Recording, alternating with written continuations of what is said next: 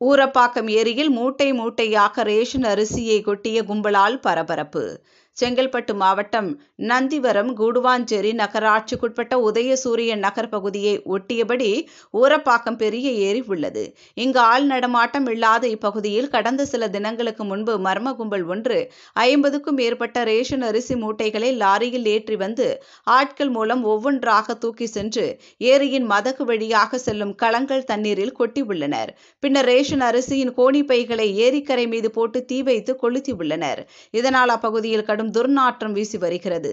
இதுகுறித்து வண்டலூர் வட்ட வழங்கல் அலுவலர் திலகவதியிடம் கேட்டதற்கு, கடந்த 3 மற்றும் 4ஆம் தேதியில் பெய்த தொடர் கனமழையால் வண்டலூர் வட்டத்தில் உள்ள ரேஷன் கடைகளில் மழைநீர் புகுந்து ரேஷன் அரிசிகள் நனைந்ததா என்பது குறித்து ஒவ்வொரு கடைக்காரரிடமும் விசாரித்தோம்.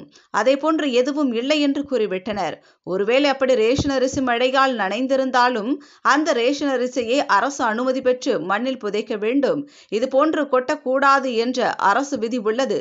இதுபோன்று ரேஷன் அரிசி மூட்டை மூட்டையாக லாரியில் ஏற்றி சென்று கொட்டியது யார் என்பது குறித்து, ரேஷன் அரிசியை கடத்தி சென்ற கும்பல் இதுபோன்ற செயலில் ஈடுபட்டதா என்பது குறித்தும் விசாரணை நடத்தி வருகின்றோம் என்றார். இதனால் அப்பகுதியில் பெரும் பரபரப்பு ஏற்பட்டது.